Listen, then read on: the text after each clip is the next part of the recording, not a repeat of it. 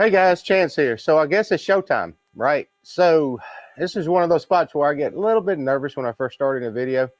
But today's conversation is about me working and I guess trying to teach you guys a little bit of business ethics and business smarts and how to make money and all that other stuff.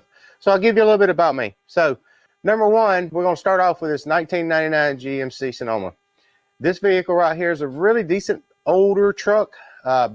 Actually, about 13 years ago, we put this engine in here. Now, it has created some leaks. It has some oil leaks from every nook and cranny on this truck. And the transmission's got some leaks on it. Transmission and everything works flawlessly. He does have a little bit of problem starting unless you hit it with some starter fuel. This has the old Poppet style spider that's actually inside the intake area, and it's with central port injection, right? So we're going to upgrade it to, we're going to do a whole bunch of stuff. We're going to snatch this whole engine out completely. Throw it on the floor here. We're going to put it on a stand. I'm going to take my transmission. I'm going to put it in my fixture over yonder, and I'm going to go through the transmission, freshen it up with some new seals and stuff, and probably do the update on the valve body as far as the lockup goes. But I wanted to talk to you guys seriously about what it is you guys want to do in life. Because what aggravates me more than anything is if you're an automotive service technician in this field and you ain't making between 60 and 100,000 or more per year and doing it properly and doing it fairly. And I'm not talking about the dealers because, yeah, they can turn, 100 hours a week for a good tech. But I'm going to tell you something. I don't care who you are. It's hard. Unless you're doing trainees and you're very good at it and you do 2 or 3 a week, you can turn those types of hours. Body guys, y'all can turn those hours easily. Some of them turn up to 150 hours a week is what I'm told. Automotive service technicians. Now, I worked in the dealerships back in the day. Okay, I had 3 of them that I went through. I went through Chrysler. I went through Mazda. Mazda was one of the first dealerships that I ever worked in. Then I ended up at Ford, and I stayed at career. Then I decided, you know what? All this BS with this red tape and it's, oh, you can't work on this unless you're Ford certified. So I went through and got all my Ford certification, Master Tech, as a Master Tech, stayed with the dealers forever. And I said, you know what? Screw it. I can do bad all by myself. And what really made me mad was flagging time and not putting in the proper, not flagging the amount of time that needed to be required for the job. Too little or if you did too much, it's fine. But if you did too little, they would pull it. And you wouldn't get paid till the following week until you actually clocked in on that thing. And you had to babysit it and remember it. On top of all the other things you had going on that they keep rushing through and pushing you to get through. So I've decided, back in the early 90s, I can do bad all by myself. So I decided, hey, I can do this. So basically, it's a longer story, but in a nutshell, I went home one day and I told my wife, I said, hey, you want to come to work for me? She said, what are you talking about? Said a bunch of nasty words to me. And I said, well, I'm just too late. I done rented the building. I applied for the business license and we are going in business. Well, unbeknownst to me, I was very good at doing repairs on cars, fixing them, getting them out the doors. But the front of the office was a hurdle. So a couple of years into our relationship with doing business, we got ourselves into some serious trouble. Internal revenue just came down on us hard for some back due taxes. Next thing I know, I had accounts when I first started. I went to cash and carry, and it was embarrassing. It was a big embarrassment for me because I knew what I was doing in the back end, but the front end was suffering super, super hard. And I'll just be honest with you. If you're an automotive service technician and you want to flip to the other side of being a business owner, I discourage it, but it can be done. I discourage it, understand? But it can be done. And the reason I say it can be done is I've done it. So I've got 27 years under my belt as a business owner and multiple years as automotive technicians through my whole career, okay? So when you got people that won't show up, you've got to get out there and get it done no matter what. The thing that we're doing is we're doing automotive consulting. I've got one particular shop that I'm not knocking him, and I understand where he's coming from, but he's not willing to put in the hard work, the effort for everything to pay off in the long run. He's still a young guy. Well, it's aggravating to me because I've missed holidays. I've missed anniversaries. I've missed birthdays. I've missed vacations. I've actually sent my family on to go on their vacation. I would meet up with them a couple of days later because I had the drive, the motive, the means, the opportunity to make sure that our business was flawless. And there's no business that's flawless. Just let me put that out there right now. So I have downsized. Yes, I had this big, beautiful 2-acre lot, 10-bay facility. It was massive building. I've downsized. I've had a goal of 55 to retire. Well, guess what? Semi-retire, because I'll never quit this. Once we're an automotive technician or a business owner or whatever we are in life, we never quit. We seek to retire, but then we seek to jump back in it because now the honey-do list at home is already fixed up, done, and gone away, and now you're sitting there twiddling your thumbs. So you jump back into whatever it is you're doing, or you try something different. So I'm gonna give you a little bit of breakdown on affiliate marketing, digital, and business. Okay, so about 5 years ago, this is the reason I'm trying to give you an idea of how I started all this video stuff. So I met this company, not gonna throw out no names or anything like that. Man, they had me hook, line, and sinker. I spent a bunch of money to learn all this stuff. Come to find out, I wanted to try to be an affiliate marketer. That's one of the hardest jobs out there, period, because they're all liars. And I can't do it because my personal beliefs and my personal religions will not allow me to lie to people as tough and as hard as affiliate marketing does. Now, the company that I was with, some of you already know, kind of subtly said, hey, you need to, they was kind of, in my opinion, they was trying to teach you to fudge the lie, or make it a white lie, if you want to call it that. So I just honestly couldn't do that. So I got away from affiliate marketing, and I decided, you know what? I got pretty good business. Barbara's really, she is the guru when it comes to the front end of the office. She is a rock. She knows her stuff. And so I said, well, I'm going to try this agency. Well, agency is okay for me, but I'm cutting it in half and doing it a little bit different. So Barbara, my wife, and myself, we teach automotive business owners how to run the front of the business. It's awesome. If you can go out and you can spend money every day of the week as a technician on tools like this right here, then you should be investing in the front end of the office. Now, you can check check the links below. I'll have my email address and everything in there. If you guys are really interested in doing, like, understanding the front end of the office, understanding employees, understanding make a break-even point, all the things that go with the front end office to make it very successful. Because without a good leader in the front, the back's going to fall every time. You're going to have chaos, you're going to have troubles, and you're going to have car repairs out the butt from people damaging stuff. I've already been there. I've already done it. I know exactly what I'm talking about, and I promise you I do. I know every bit about that. It's crazy stuff. I've done it for so long. I paid for so many repairs over the years. It's unbelievable. So I'm going to throw me some gloves on, and we're just going to talk while I work, if that's okay with you guys, because in a nutshell, without knowing the front end of the office, these gloves right here, I don't know about y'all guys, but they're getting cheaper material, and they are getting junkier or higher in prices. I done returned 2 boxes because they keep tearing. Now I found these little boogers. I think that'll stretch all the way from here to that door over yonder, but they haven't torn yet, and they seem to be working. But anyway, say for instance on this particular truck right here, a lot of you guys that may be doing it out in the backyard or whatever are doing it dirt cheap.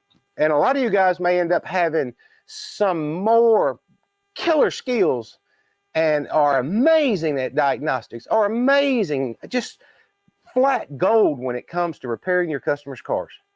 That's awesome. I pride myself on the same thing, and I'm very good at it, and I've proven my point over the years. You guys can check me out all over the internet. I'm there. I know what I'm talking about. I'm not going to shoot you a lie. It's like I told you in the beginning. I'm not a liar.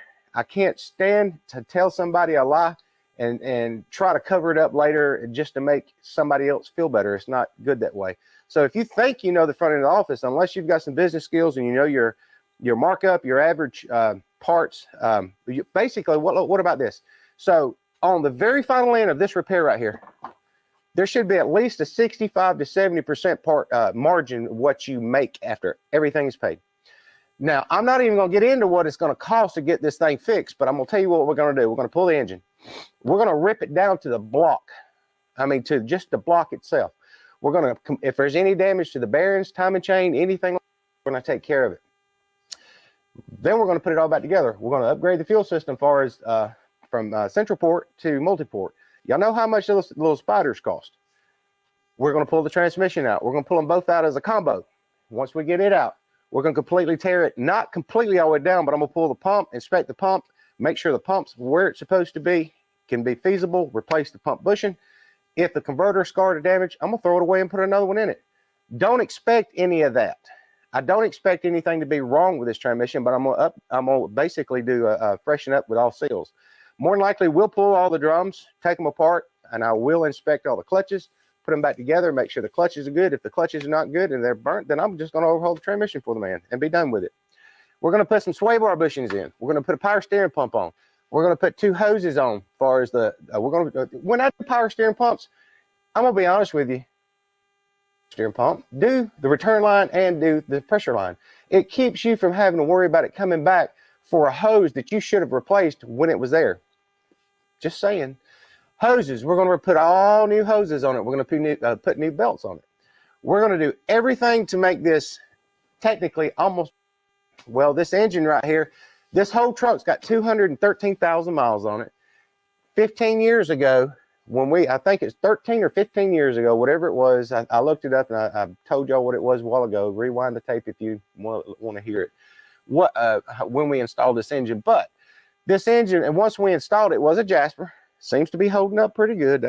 I guess that's a plus. But with that being said, I think he's only put about 30,000 miles on here, roughly speaking. And the truck sets more than anything. Back about 2 years ago, we did the whole front suspension on it. So he came to me and said, "Hey, I'm going to buy me a new truck." And I said, "All righty then, that's awesome. You want to buy my old truck?" I said, "Well, if you're willing to sell it, I might," because I know how well he's taken care of the truck over the years. Then he calls me up. He says, "Come get my truck and do whatever is necessary to make it a forever truck." And I said, "All right, I'll do my best." So just think of all the stuff I just told you, add it up in your head and come up with a figure and let me know what that figure is, because I think you guys out there are going to be way off in the left field. You probably will not even come close to the money you should be making on each repair that you're doing. I will tell you the percentage of doing repairs should be at least between 60 and 70%. I will put that 10% margin in there on every repair that goes through the door. Automotive is very lucrative if you have the right people, you know what you're doing, and you never lie to your customers. You'll be there forever. I was, until I had some life-changing things happen to me where I got a little spot of cancer here. They cut it out, and then a few months later, had a black dot come up, scared me. I go back, turned out to be scar tissue, which was cool. They took a sample and said it's fine. I said, "Hey doc, take something right here. This just don't feel right." She says, "That's a freckle."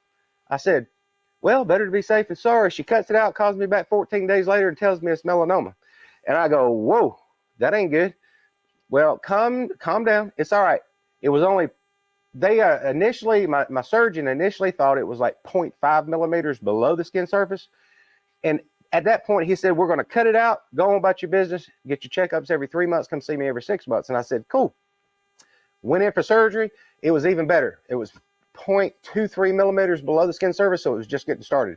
So keep your check on your skin, guys, because the stuff and the chemicals and stuff that we deal with, and I'm not one to be out in the sun all the time without shirts and stuff like that. I used to get in a tanning bed from time to time. Cut it off. Don't do that anymore. But what I'm saying is, when it comes to making money in automotive, my God, you can make a lot of money. But you got to be fair about it. Your practices has got to be spot on, and you need to know what you're doing. And if you don't know what you're doing when it comes to automotive, on the back end or the front, should you be in it or should you not be in it? Are you lying to your customers? Can you sleep at night? Don't do that. Just don't do it. If a customer, another thing I will tell you is, some doctors, it's like a doctor. So when it comes to fixing cars, building cars, doing repairs of any sort, what makes you any different from a doctor? What makes you any different from a dealership? If you'll look around my shop, I've got enough equipment in here, just cost thousands and thousands of dollars. So when you're investing in these tools right here, I hope you're making sure that you're making the money to be able to pay for these tools. And if you're not, there ain't no sense in buying and paying for the tools. Now are they? But anyway, right now we're going to go ahead and turn us a light on. You know, I got my shop lights in here. I've got an overkill in lights. I just don't have no lights coming up from here, from the ground up. So we're going to start working on this, and we're going to talk a little bit more, if that's okay with you guys. Now, I will give you some little pointers while I'm here on some of these GM connectors. If you'll give me just a minute, because I did not get my little tool here. And that's taking these neutral safety switches and stuff off of here. Be right back, guys. Give me just a minute. And it is a beautiful, beautiful Saturday today. And I think it's just great to be alive. That's all that matters. Thought I had everything set up where I wouldn't interrupt us, but you know what? It happens. Number one, I'm what you see. What you see is what you get. I'm not a suit. I don't care for a suit to come tell me how to run a business. I had to learn the hard way, and the hard way was once you start getting in trouble with the Internal Revenue Service, you got to find a way out or either give up. I didn't give up. I hunkered down, and I got somebody to teach me. And the guy showed up in a suit, and I said, "Hey, dude, if you don't mind, next meeting you come to, be casual," because you know, some people get intimidated by suits, just like they think they know more than you. And a lot of people really don't. They have a lot of knowledge, but they don't know everything about everything. But anyway, if you're dealing with these neutral safety switches on the side over here, get you a heat gun. Heat these little boogers up, and these connectors will come right undone.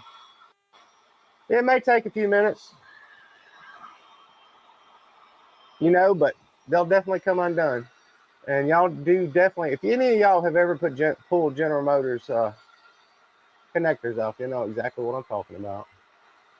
All right, so back in, I believe it was 1997, y'all do the math, Williams Automotive was created. And that was some of the toughest times I had ever been through in my life. It's scary. It's scary waking up knowing that you done put everything on the line, because I hawked my house to go in business. I took $21,000, borrowed it against my home, and I called my Snap-on dealer, and I said, "Hey, dude, don't need you to say anything to anybody right now, but this is what's about to happen. So let me tell you how to get started. I'm going to tell you how my rise to success started. It started out in the county, okay? There was nobody around.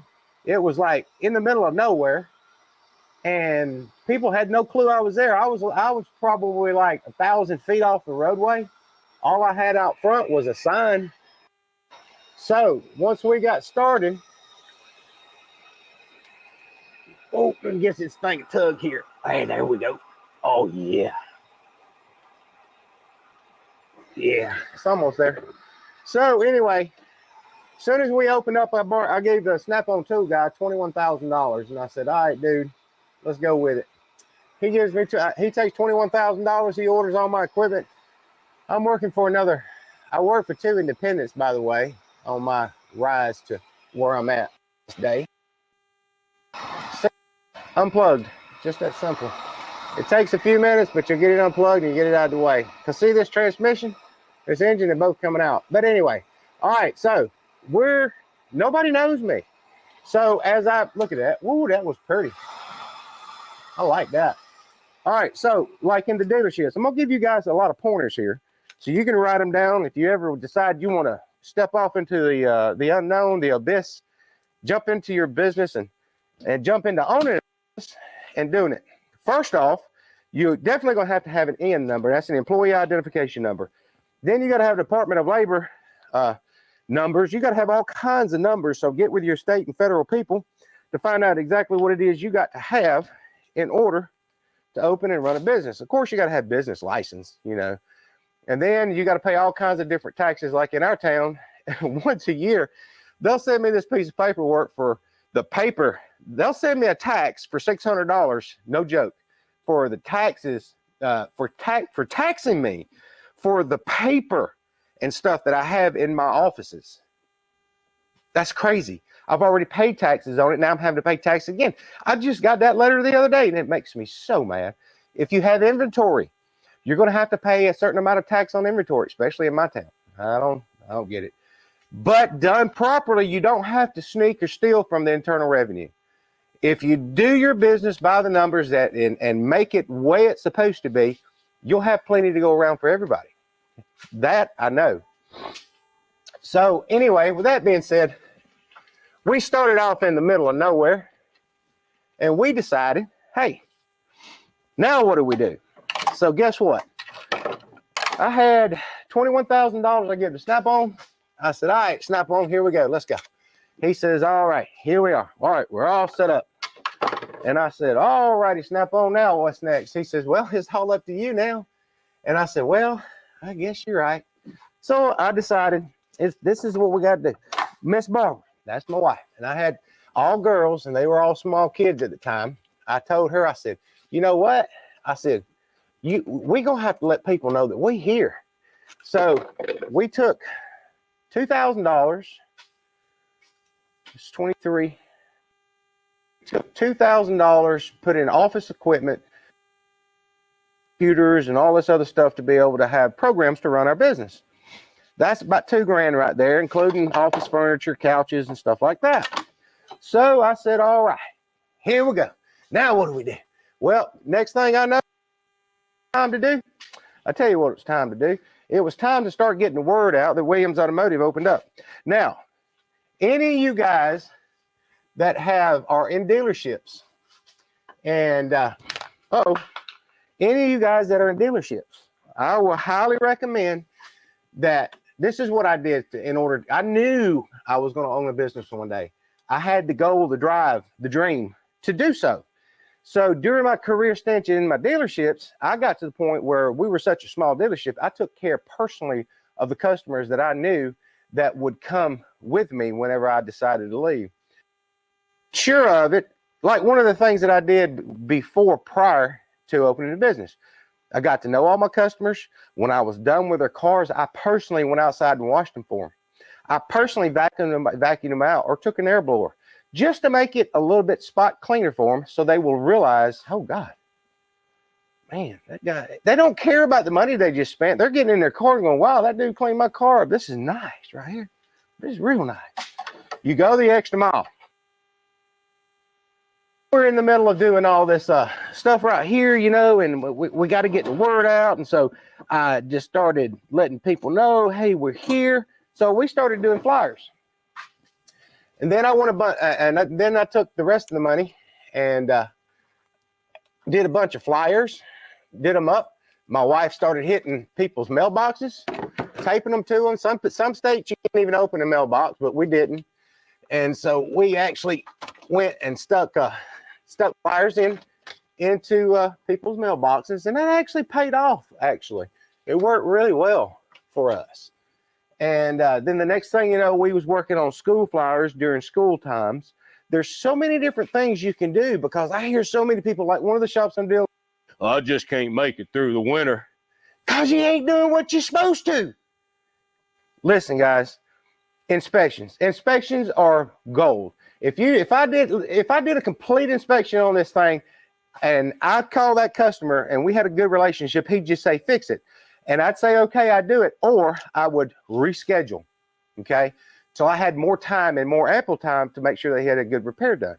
So doing inspections on vehicles, and I hear all these technicians out there crying, I'll never see this car when it comes back. That's between you and upper management to make sure that car comes back to you.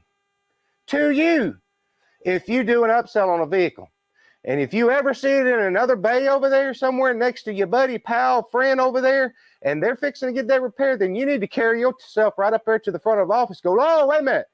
I'm the guy who did this upsell on this. I deserve to do this repair. Don't let them push you around. I can't tell you that. Well, anyway, with that being said, we decided all the flyers in the world, start getting them out, make sure they work for us, and we can get this thing rolling. And so guess what? We did. It started working. The next thing I know, I had more cars to work on than I knew what to do with. Yes, I did. It was freaking amazing. I thought I was on cloud freaking 9. Everything was going so well that, okay, so I thought everything was going well, okay? Everything really wasn't going well until I had a call on a Friday about 2.5 years in from my accountant telling me I need to come up to their office like right now. And I'm like, dude, it's a Friday. I've got all these cards. No, it's important. Okay. Guess what? I did what I was had to, and I went up there. And I got to meet the long arm of the Internal Revenue. And those folks, I tell you what, I don't know what it is about being the name Williams, but I think I was 28 years old or something like that, 29. And when I come out of there, this 28, 29-year-old kid, he was crying. I was crying like a baby because they had already done, oh, by the way, we're draining all the fluid here so we can make sure that we don't have a huge mess. I can't stand a mess, and I can't stand a pig. But anyway, the next thing I know, she had me crying. So I said, oh my God, what are we going to do? And I got back to my wife and talked to her. And she says, well, I don't know what we're going to do. So then she had been throwing junk mail away. I know you guys get all the junk mail, all that junk mail stuff about automotive business consulting and stuff like that. I ain't gonna lie to you. My wife, Barbara, pulls that thing right out of the garbage can. When she pulled it right out of the garbage can, it said management success. They're long gone now, unfortunately. It's definitely another company. And we stayed with them for about 18 years. Best money I ever spent. Because it took us, within another 2.5 years, we went to the bank after spending 2 years. Because, see, I got kicked out of my, I don't know what happened. My landlord, which I thought was not my landlord, gave that building I'm in to his son, and his son's supposed to be my landlord. That didn't work well because he come in and kicked me out. Well, I said, you got to give me some time. Well, we found a piece of property. You can look me up, Williams Automotive Transmission Repair in LaGrange, Georgia. Got a big old picture up there. I had a website, but I think we closed it down because I'm semi-retiring, right? Anyway, y'all probably be able to find it and find that I got a big, beautiful shop there. And we actually, within 2.5 years of being on management program, were able to spend $400,000. I'm still a kid, and I'm going in this bank and fixing to sign my name to a $400,000 note, and that's the craziest thing I ever did in my life. I did it. I did it because we knew how to run the front of the office. We made things work. We had tons of employees. We were doing massive amounts of money about 2 months after we built the new facility and got in, because it was like crickets thinking when we first moved in. It's like, I moved from here to here, and people's like, that's the doctor's office. Got my name out front. Big, beautiful sign, rock and all this other gorgeous stuff. And got scared. I had payments to pay. And I was like, oh my God, I don't know what we're going to do. Then we started back to our management principles again because we let them lack. If you do it consistently, you'll stay very successful. So we jumped right back into what we were doing in the past, got the word back out where our new location was. And voila, it started working again. And the next thing you know, this fluid is so pretty. I've taken care of this vehicle ever since basically I think it was new. And it's still a nice vehicle. I like it. I like seeing good, clean, pretty stuff. Causes less work on me. It ain't that I don't want it. It's just that it works better for your customer in the long run if you take care of your stuff and you do proper maintenance. A lot of you guys don't realize that, but whatever. A lot of you guys want to cry and complain about I don't have nothing to do, and it's your own fault, not mine. Because I'm trying to teach you a few things here, and one of them is do your inspections, do your upsell. Don't hit them with stuff that it doesn't need. If the freaking bushings on this, like these sway bar inlays, if they're gone, missing, busted, note it on the ticket if they're just cracked. May need service next time. When they come in, they're going to remember, hey, I need that. As long as it's good customers, right? So anyway, we signed our name to the bottom line of a massive building, massive property, and I'm like on cloud nine. And we were doing somewhere, okay, so let's jump backwards a little bit. So I told you about the make a break even point. So when we first got started, our make a break even point was probably about $1,000 a week. We had to have $4,000 a month in order to keep the doors open, in order to pay the bills, right? Well, as the time slowly increased and went on, I went all the way slam up to $25,000 a week. I had to have coming into my business to keep everything and everybody satisfied, including so you don't think that's a lot of pressure? I hope you handle it well, is all I got to say, because when you jump off into the big boy world, it gets serious quick. So anyway, I said, okay, well, now we're doing this, but hey, let me tell you something. Let me tell you the beauty of it. If done right, we were doing in an average of $50,000 to $60,000 on an average a week. That's a lot of money. A lot of auto businesses do very well. I know some right now doing probably 2 to 3. My best month ever, I think, was about $265 a month for 1 month. And then it was averaging in around $200,000 a month in sales. And don't get me wrong, everything that went was not a perfect average of 60 to 70%, but it kind of, not on every single car, but it does average out over the length of time, that 1 month. So when you start jumping up into that kind of money, like Elon Musk, I think he's paying somewhere of $500 billion, or maybe not billions, but in employees. Golly, you know, and the Internal Revenue love people like us. You know why? Because we get to give the Internal Revenue money. They get to give it to the government. The government's give it to whoever they want to, whenever they want to, without our say so. Hey, and it keeps them off our back. But anyway, let me see how big of a mess I can make here, because this pan is a little heavy here. Oh. And we're going to dump it down in here real easy. Oh, yeah. Oh, yeah. We'll look down in this pan and see how good it looks. It looks pretty good so far. As soon as it gets through dumping there.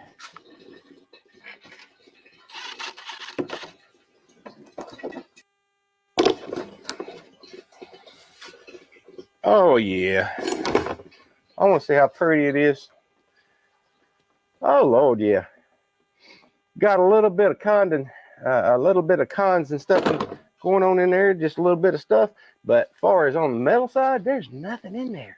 That is freaking awesome right there. It's gonna be an easy one.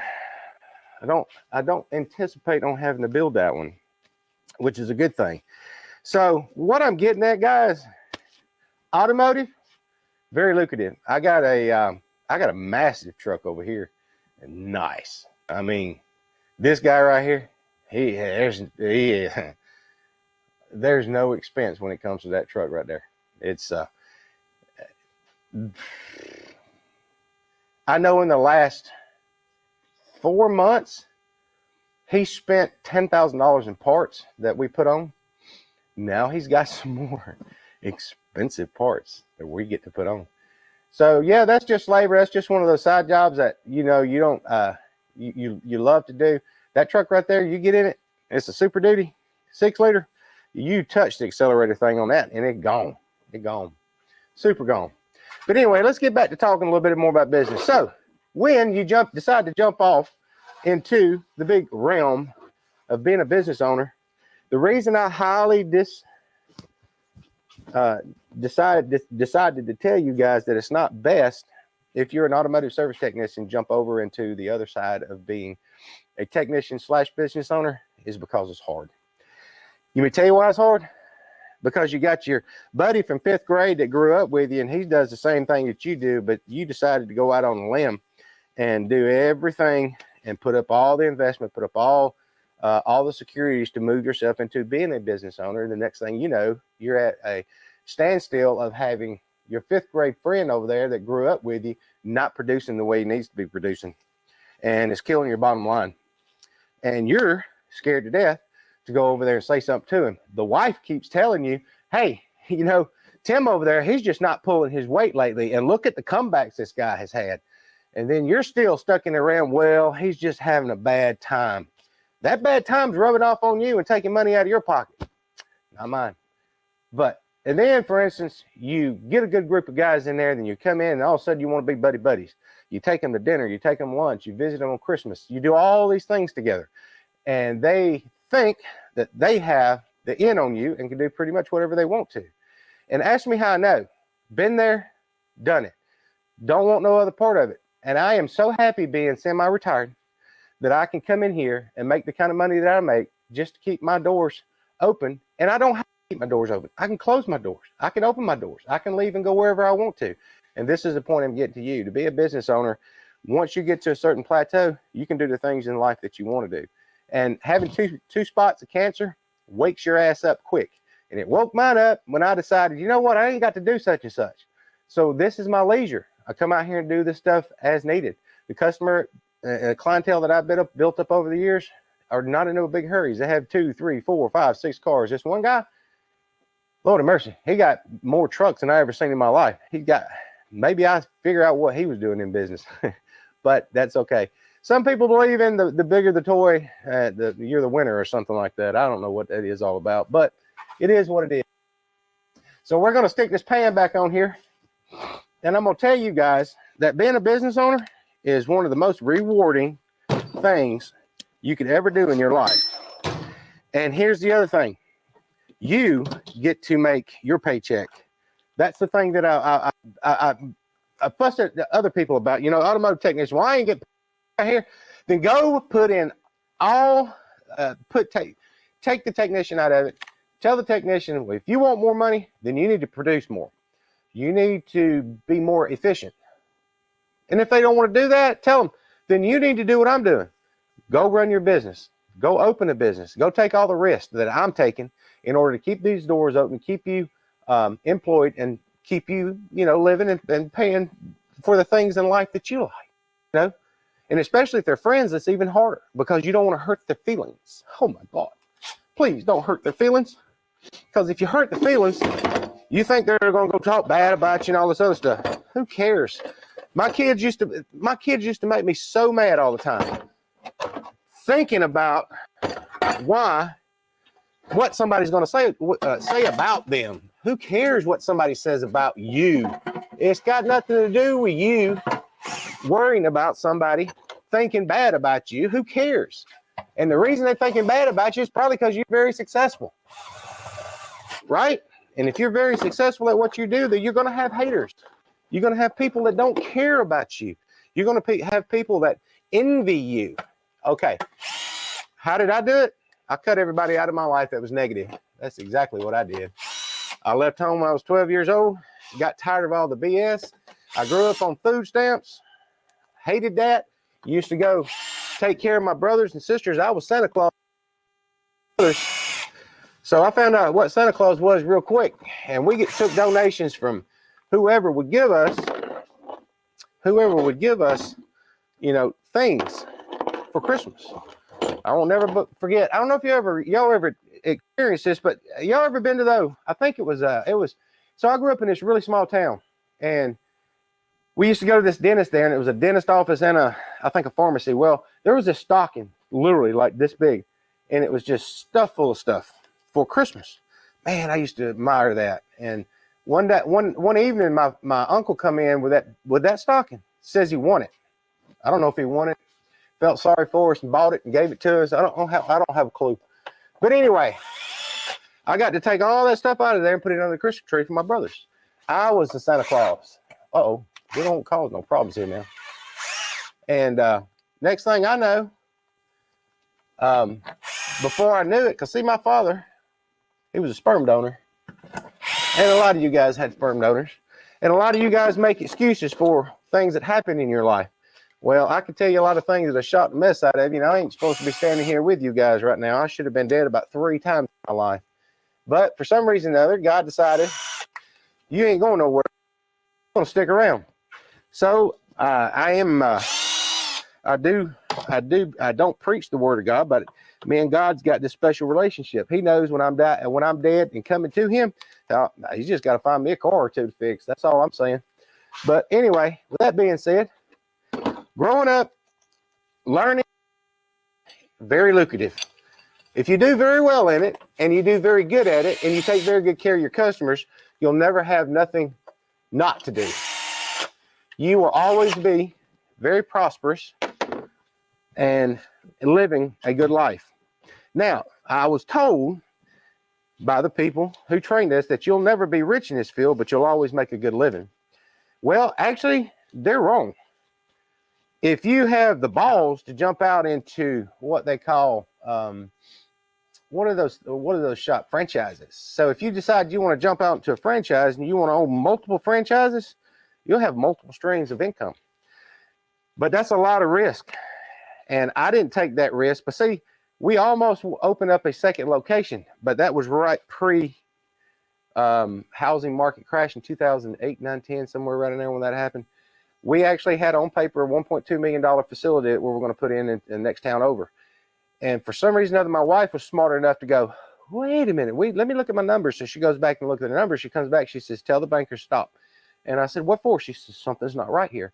I said, yes, ma'am. So I went back in the back after arguing with her. Of course, I was ready to sign the paperwork and be done. I went back and said, all right, guys, y'all going to have to just wait. Let's give it a week or two. Next thing I know, everything crashed. Banker calls me and says, dude, how did you know? I said, I don't know. I said, we work our business by graphs, and we had a power graph that we were in and we stayed in forever. Now, once you reach the power graph, there's nothing that can take it down, is what they say. They're lying.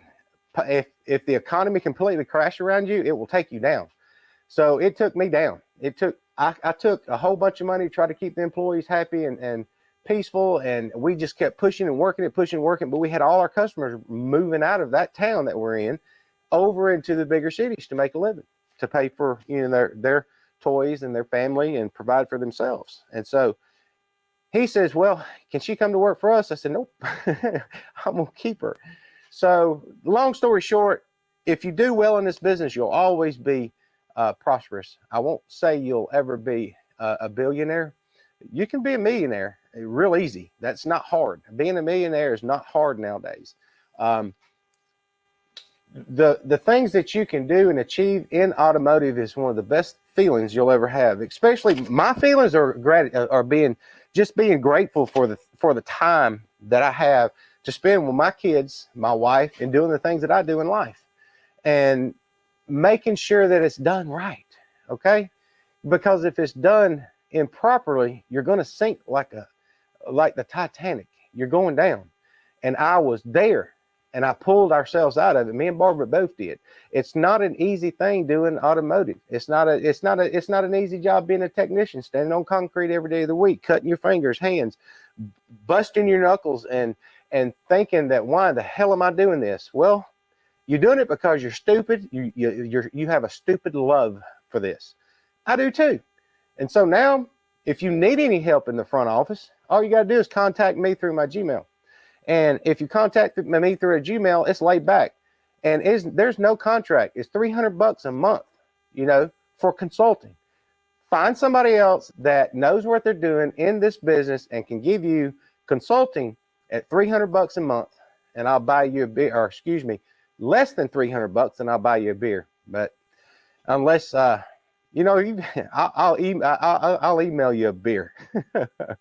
But until then, I guess I'm just going to keep on working away at this old truck, make my money, put it in the bank, go on trips, live the rest of my life the way I need to live.